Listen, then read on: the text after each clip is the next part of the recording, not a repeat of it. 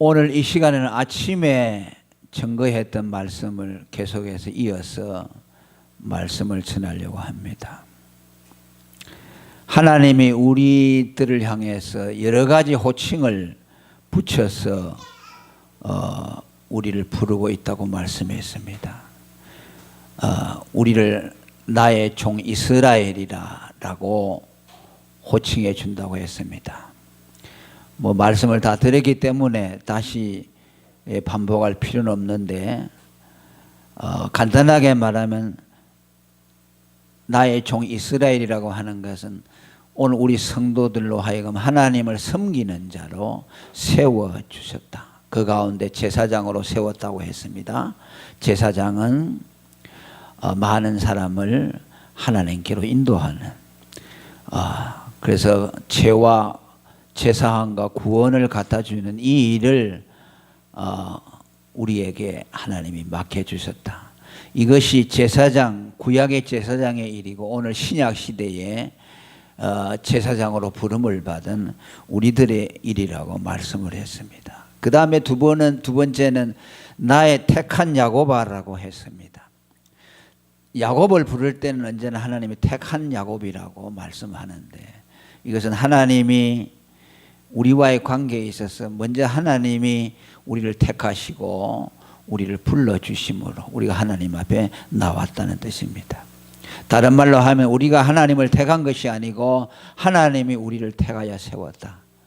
우리의 구원이 완전한 것은 우리가 하나님을 택하여 붙은 것이 아니고 하나님이 우리를 택하여 붙드시기 때문에 우리는 하나님의 구원에 안전함을 누릴 수 있다고 그렇게 말씀드렸습니다.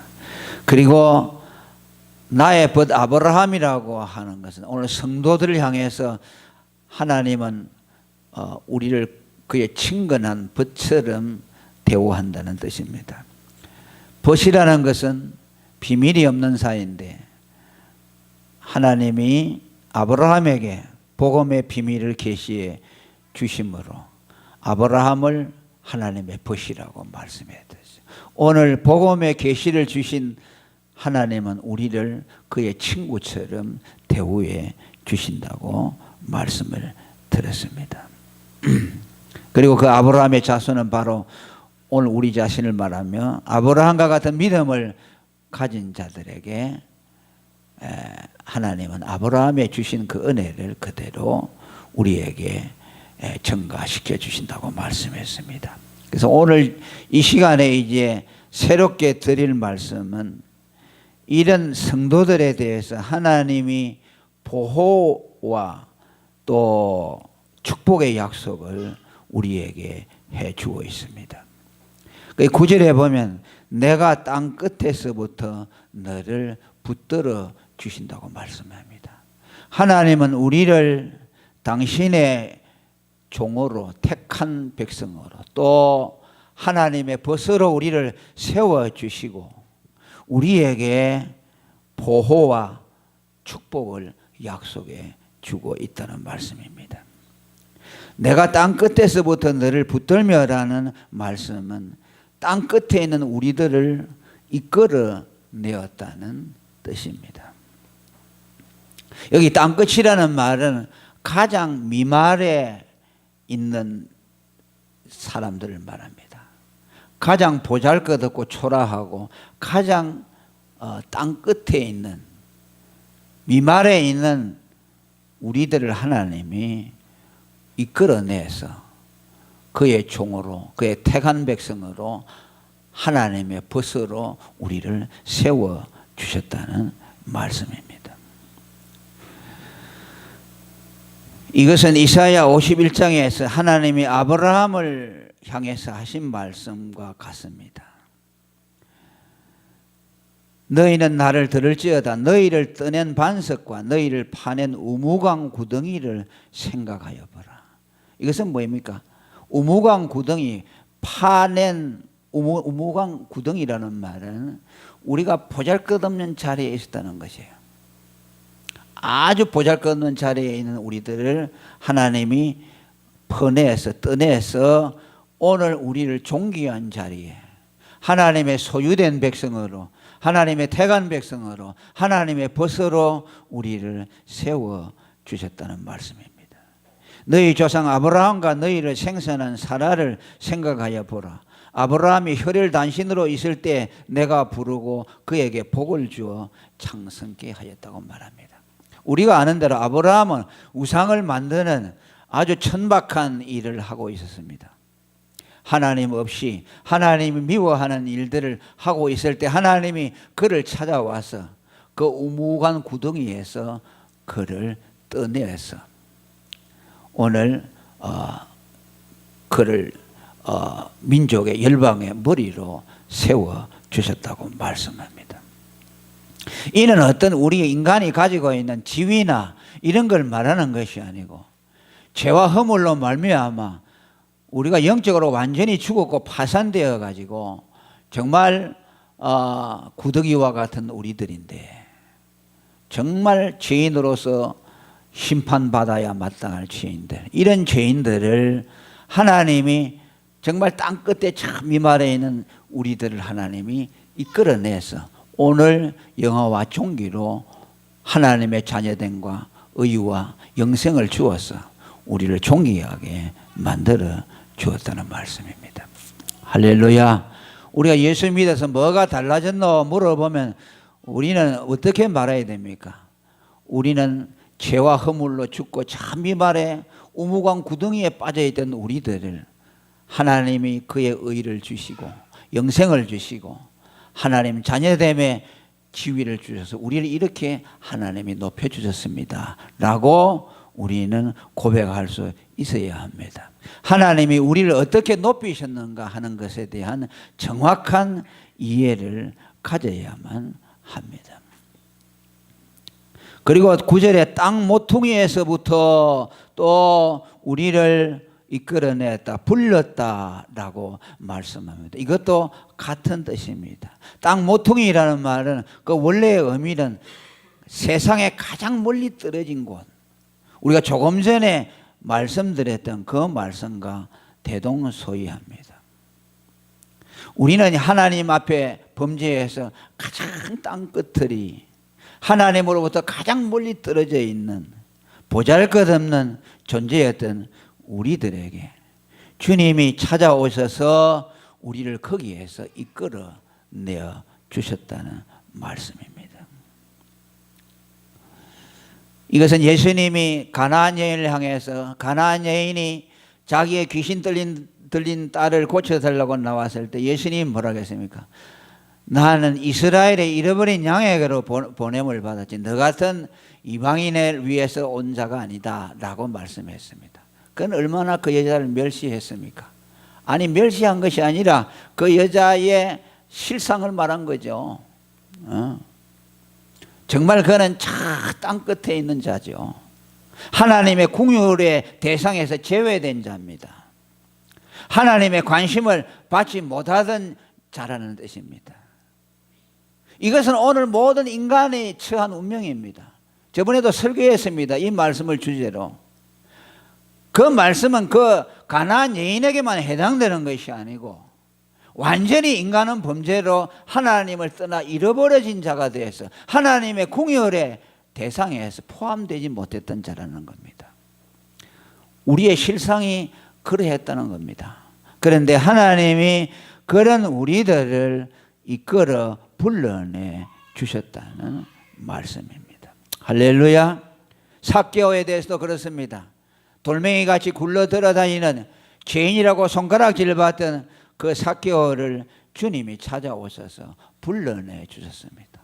오늘 내가 네 집에 유하여야 하겠다고 하는 말씀은 저 땅끝에 있는 모퉁이에 있는 그를 불러내어서 아브라함의 자손으로 삼아 주신 것을 말씀합니다. 오늘 우리 대한민국도 마찬가지죠. 우리는 하나님의 이름도 알지 못하고 성경도 모르고 이 동쪽 끝에 아시아의 작은 나라에 우리가 속해 있었죠. 여러분 아브라함이 하나님을 만나고 했던 때 우리 여기 있던 어떤 시대입니까? 고조선 시대입니까? 언제입니까? 거기서 뭐 우상 숭배하고 미신 쫓고 이런 일을 하고 있었죠. 저 팔레스틴 이스라엘에는 하나님이 나타나서 아브라함에게 명령하고 그런 때 우리는 하나님에 대해서 깜깜했죠. 저 우상 숭배하고 미신하고 무슨 뭐 우리가 당군의 조상이니 고명에서 태어나니 이런 하고 있을 때 얼마나 우리는 미천했습니까? 그런 끝에 있는 극동 땅의 끄트머리에 있는 이 대한민국에도 하나님이 찾아오셨습니다. 이 대한민국 중에도 곳곳에 숨어있는 끝에 있는 우리들 한 사람 한 사람 하나님이 불러내 주셨습니다. 아멘. 하나님의 은혜입니다. 불러내 주셔서 오늘 우리가 주님 앞에 나오게 됐어요. 여러분이 나온 것까지 생각됩니까? 천만의 말씀입니다. 하나님이 여러분들을 찾아오셨습니다. 할렐루야. 찾아오셨어요. 사마리아 땅의 수가성 우물에 그 왜 갔습니까? 사마리아 여자 한 사람을 찾아갔습니다. 여리고 성에 왜 들어갔습니까?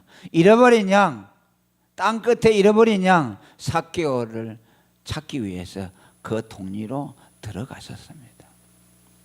오늘 한국에 선교사들이 찾아오고 교회가 세워지고 왜 세워졌을까요? 바로 저와 여러분 한 사람 한 사람 찾아내려고 하나님이 종들을 보내고 복음을 전파하도록 만들었습니다. 오늘도 우리 주위에는 그런 사람들이 있을 겁니다. 자, 아직도 땅끝에 민말에 처해가지고 하나님을 알지 못하는 자들이 있습니다. 우리는 그들에게 가서 하나님을 대신해서 그들을 불러내야 합니다. 아멘. 예수가 우리의 죄를 위해 죽었다. 당신의 죄를 위해 죽었다. 라는 것을 그들에게 선포해 주고 그들이 그것을 믿음으로 죄사함과 구원을 선포해 주어야 합니다. 그리고 이 말씀에는 하나님의 보호와 손길이 닿지 않을 것 같은 적막한 곳에도 하나님은 여전히 그의 백성들을 돌보아 주고 계신다는 것을 말씀합니다. 땅 끝에 있음에도 불구하고 하나님은 그의 택한 백성들을 향해서 영원전부터 그에게 끊임없이 관심을 가지고 있습니다. 우리는 예수 믿은 이후에만 하나님의 관심을 갖는 것이 아니고 예수 믿기 전부터 이미 우리는 그리스도 안에서 선택을 받았기 때문에 불신자로 살 때도 하나님은 여전히 우리를 간섭하고 있었습니다. 우리는 알지 못했죠. 내 과거가 왜 그랬는가? 그때 하나님이 없었는데 그때 내 인생은 그냥 아무렇게나 되어진 인생이었을까? 우연하게 그냥 그렇게 굴러왔을까? 아니라는 것이죠. 오늘 내가 있도록 오늘 예수를 믿고 하나님의 은혜의 세계에 들어오도록 우리의 과거 아니 어머니 뱃속에 있을 때 아니 어머니 뱃속에 있기 전에 태어나기 전부터 하나님은 우리의 영혼을 간섭했습니다. 아멘. 그리고 우리에게 인생의 영고성세를 경험하게 하고 때로는 절망하게 하고 우리로 하여금 감당할 수 없는 어려움에 처하기도 했지만 그 모든 과정들을 통과하는 것을 통해서 오늘 내가 있도록 만들어 주었습니다. 저는 저의 단점을 많이 알고 있고 왜 나는 이런 성격을 타고났고 나는 이런 단점이 많을까? 때로는 그것 때문에 절망하기도 하지만은 또 오히려 그것 때문에 감사합니다. 그래 네가 못나고 부족한 거 있으니까 네가 그것이 통해서 하나님이 너를 불러주신 것이다. 네가 부족한 것이 없고 그랬다면 완벽했다면 네가 하나님의 부름을 응답했겠는가. 그래서 저는 하나님이 우리를 낮출수록 감사하게 생각해야 돼요. 여러분 낮추잖아요. 그 낮추는 게요 하나님의 복입니다. 낮아짐으로 더 겸손해지고 다 하나님을 의지하게 돼요. 여러분이 부족하지 않고 높여만 주신다고 생각하면요 여러분 다 타락하고 말아요. 100% 타락해요. 그러니까 하나님은 땅 끝에 정말 하나님이 하나님과 상관없는 것과 같은 상황 속에 우리가 버려져 있는 순간에도 하나님은 끊임없이 우리에 대해서 관심을 갖고 계십니다. 지금까지 그래왔고 지금도 그렇습니다. 여러분 부모들이 이제 아이가 조금 크면은 지가 혼자 돌아다니려고 하죠. 이제 손잡고 가라 하는데 손도 다 뿌리쳐요. 이제 발을 좀 떼놓기 시작하면 이제 지가 혼자 걷겠다는 거기죠. 그러면 이렇게 혼자서 그러다가 엎어지기도 하죠. 그러면 부모가 다 조참지 가잖아요. 그럼 부모는 가만히 보고 있어요. 안 보는 체 하죠.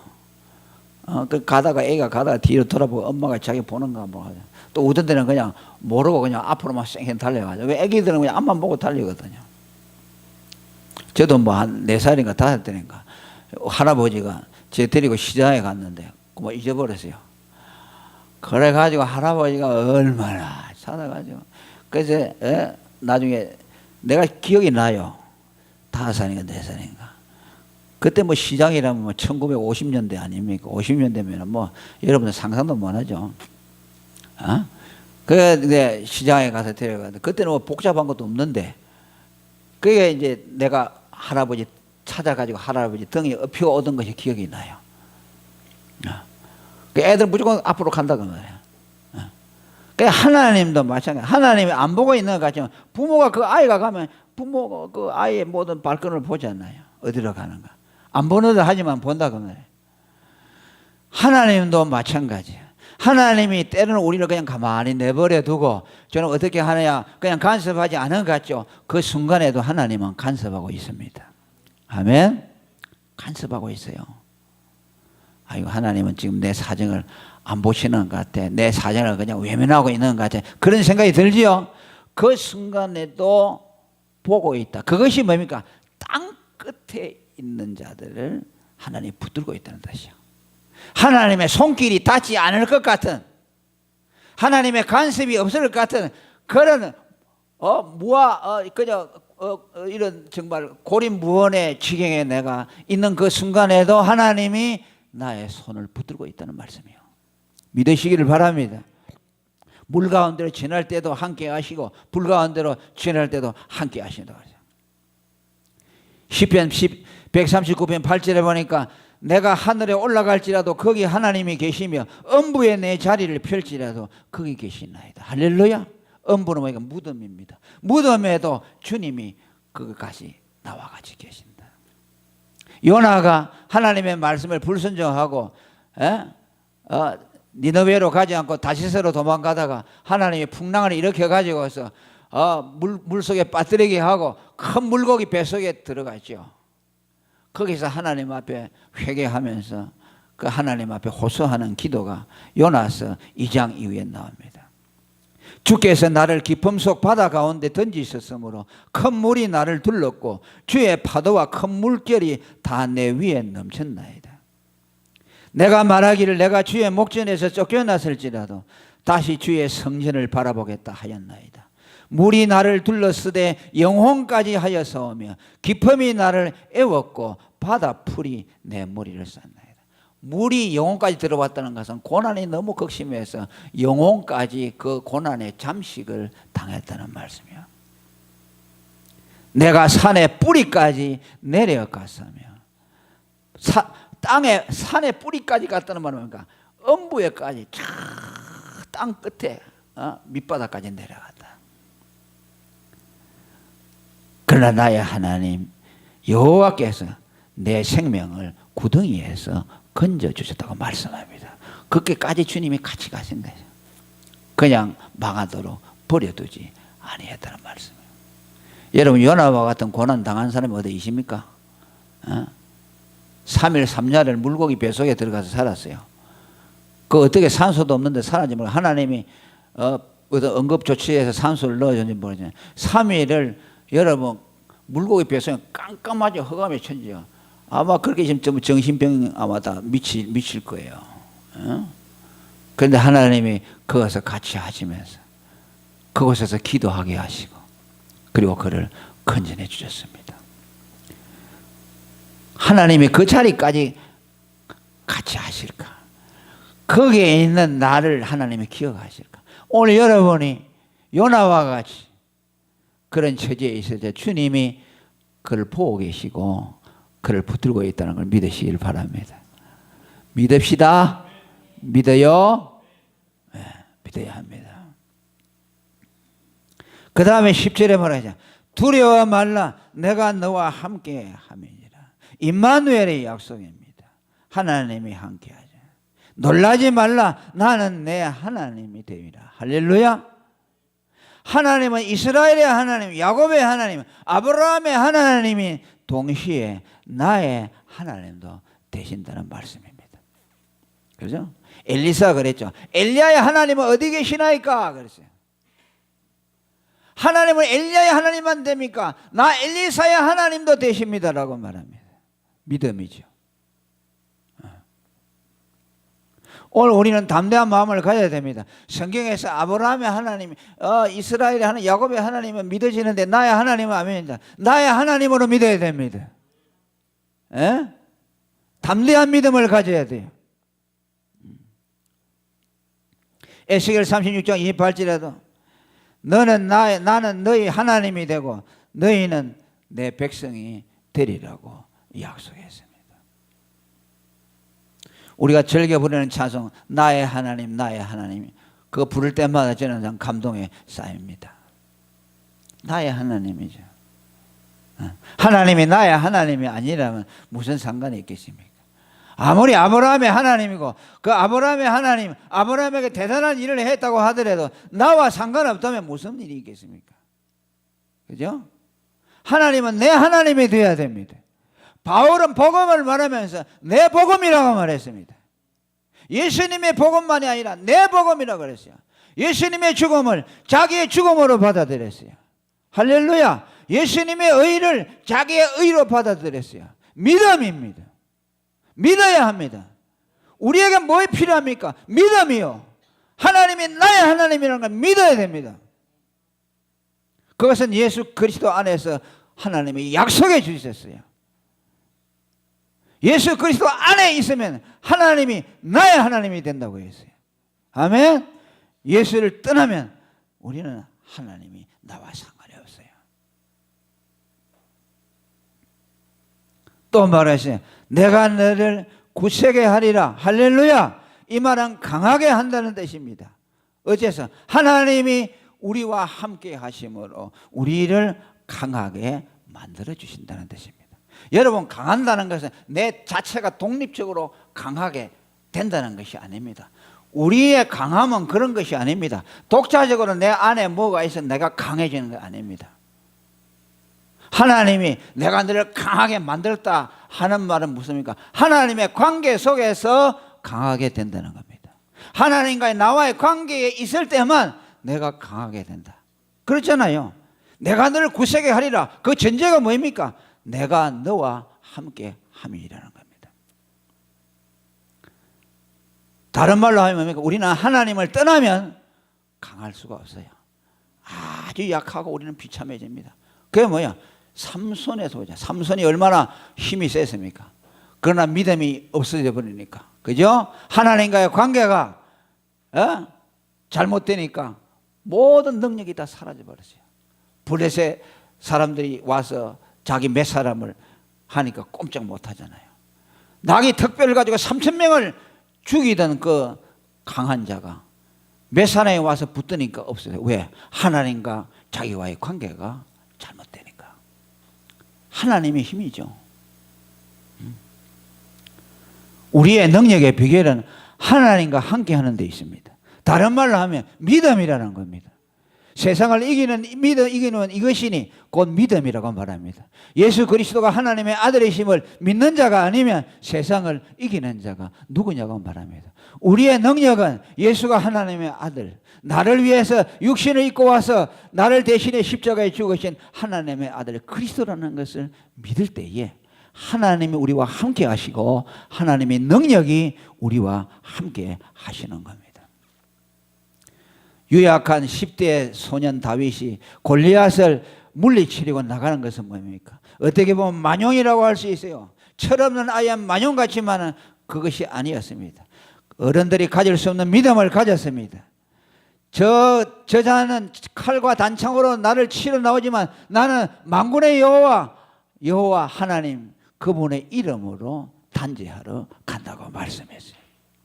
다윗의 능력은 하나님을 의지하는 데 있었습니다. 히브리서 11장에는 믿음의 용사들의 얘기가 납니다. 그건 뭐랍니까? 믿음으로 정탐꾼을 평안히 영접했다고 했습니다. 여러분, 여성이 강하게 될 수 있는 그 이름은 믿음이라고 했습니다. 또 베드로전서 3장 6절에도 사라가 아브라함을 주라 칭하여 복종한 것 같이 너희가 선을 행하고 두려운 일에도 놀라지 아니하므로 사라의 딸이다. 사라는 담대한 사람이다. 너희도 담대한 믿음을 가지면 사라의 딸인다. 사라의 믿음의 후계자가 된다는 말씀입니다. 여성이라서 약한 것이 아닙니다. 신앙에는 여성과 남성이 없습니다. 하나님을 위해서 헌신한 사람들은 다 여성들입니다. 믿음은 남녀의 구별이 없습니다. 왜? 우리의 힘으로 믿는 것이 아닙니다. 그리스도를 믿는 믿음 안에서 우리는 강해질 수 있기 때문입니다. 할렐루야. 참으로 너를 도와주리라고 말합니다. 참으로라는 말을 강조하고 있습니다. 내가 너를 도와준다는 말이 진짜라는 말씀이요. 할렐루야. 이걸 믿어야 합니다. 하나님이 진짜로 우리를 도와주신다는 거야. 내가 너를 도와주는데 진짜로 도와주실 것이야. 또 내가 나의 오른손으로 너를 붙들리라. 진짜로 붙들어 주시리라고 말합니다.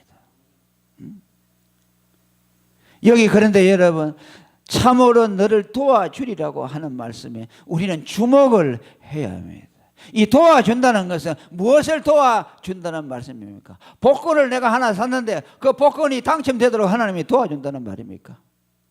부동산을 샀는데 그것이 값이 많이 올라서 팔기를 원하면 그거 도와준다는 말입니까? 아닙니다.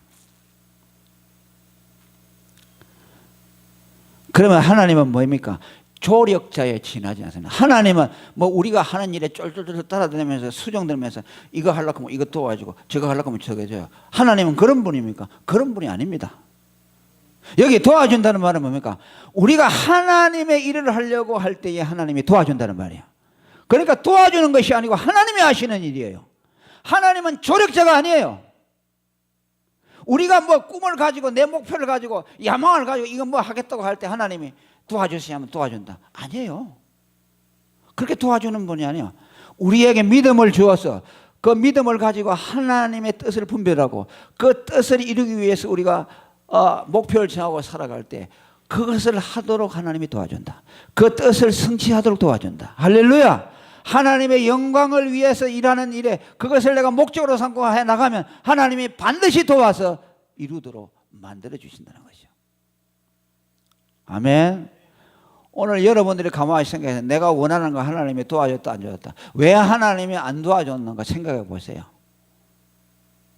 그 하나님의 일을 하려고 했는데 안 도와줬는가.